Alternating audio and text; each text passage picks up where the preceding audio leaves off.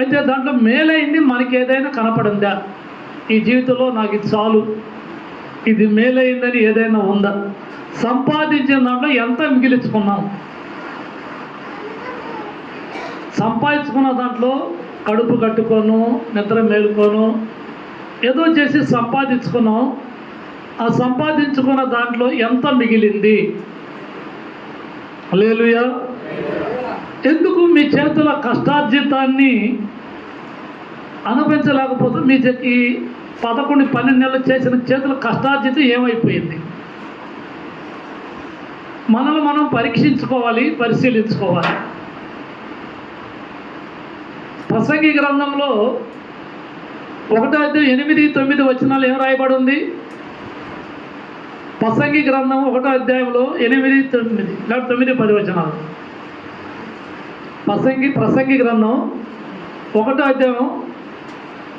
ఎడతెరపు లేకుండా సమస్తము జరుగుచున్నది, మనుషులు దాన్ని వివరింపజాలరు, చూచుట చేత కన్ను తృప్తి పొందకున్నది. హల్లెలూయా. 1వ అధ్యాయమా? చూచుట చేత కన్ను తృప్తి పొందకున్నది, వినుట చేత చెవికి తృప్తి కలుగలేదు. మునుపు అది ఎక్కడ ఎన్నో వచ్చినది?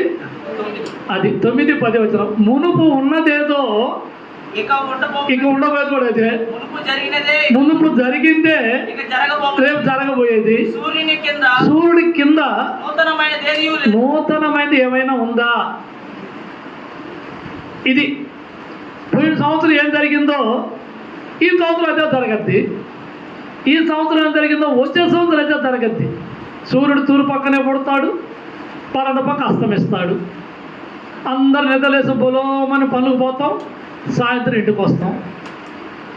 మునుపైతే మన పితరుల కాడుకుని జరుగుతుంది అదే జరగదు, కానీ కొత్త సంవత్సరం కొత్తే ఉంది. మునుపు జరిగింది మనకు, పోయిన వాళ్ళకి జరగకుండా మనకైనా మేలు జరిగిందా? మన ఏమైనా కొత్త దేవుని కనిపెట్టామా? లేదు. మన తర్వాత వచ్చేవాళ్ళకైనా మేలు జరగద్దు అంటే ఏమీ లే. మన తాతల నుంచి ఏదైతే చేసుకుంటూ వచ్చామో అదే కనపడుతుంది మనకు. దేవునికి మహిమ కలుగును గాక. హల్లెలూయా, హల్లెలూయా.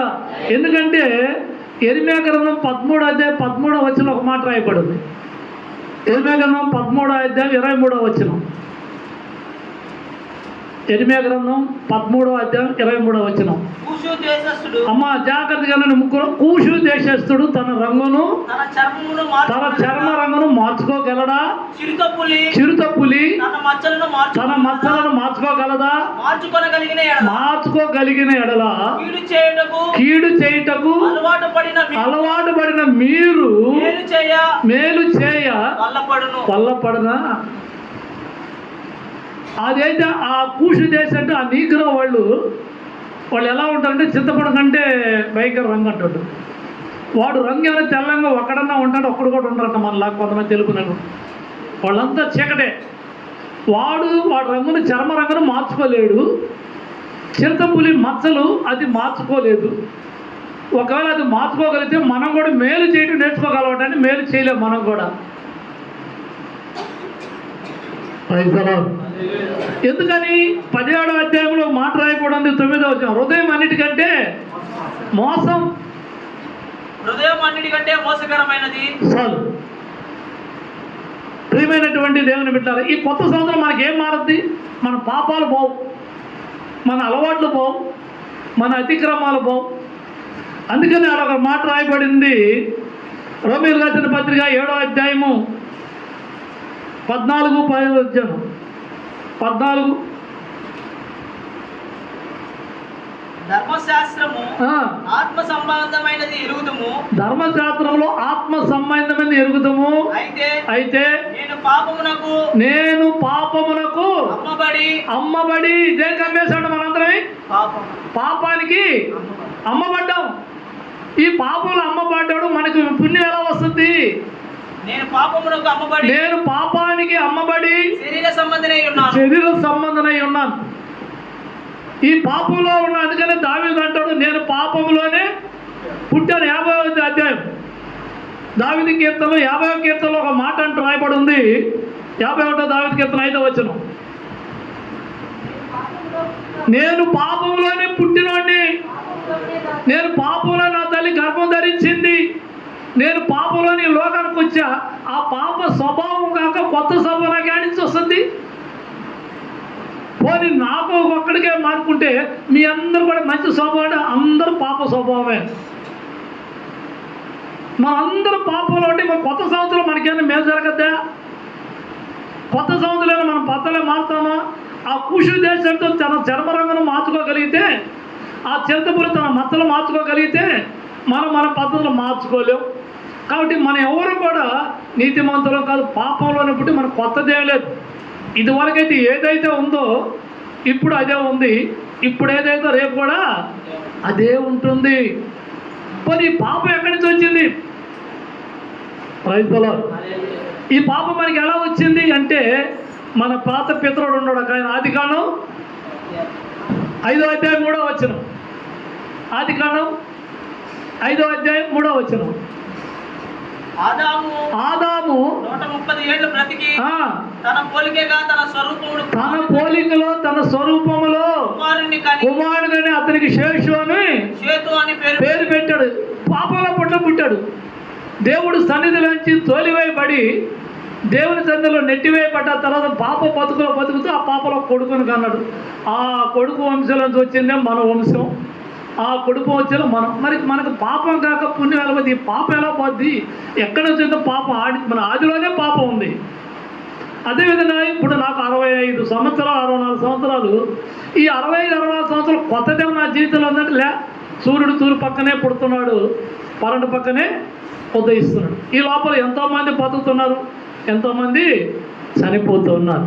కాబట్టి కొత్త సంవత్సరం కొత్త ఏం లేదు, పాత సంవత్సరం పోయిందేమీ లేదు, అంతా పోయేదే. హల్లెలూయా. కాబట్టి మనం ఏది చేసినా కొత్త సంవత్సరం మన సంతృప్తి కోసమే.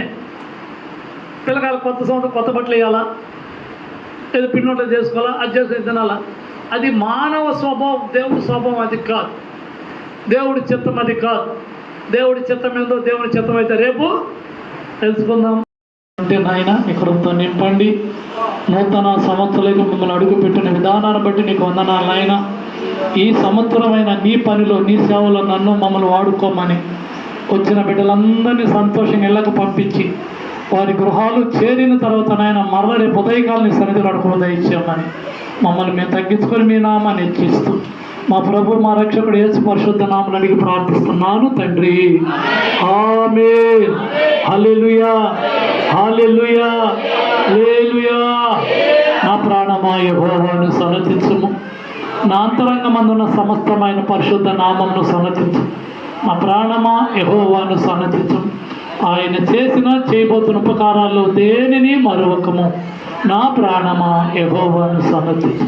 పరమ తండ్రి నా యెహోవా దేవుని ప్రేమ, ప్రభువును రక్షకుడైన యేసుక్రీస్తు వారి మహాకృప, పరిశుద్ధాత్మ దేవుని అన్యోన్య సహవాసం, కాపుదల, భద్రత, నడిపింపు ఇప్పుడును ఎల్లప్పుడూ సకల పరిశుద్ధులకును ఈ రాత్రి ఆయన సన్నిధిలోకి వచ్చి నూతన సంవత్సరం అడుగుపెట్టిన మనకు, మన కుటుంబాలకి, సేవకు ఆ దేవుని కృప తోడై ఉండి ఆశీర్వాదాలతో నింపును గాక.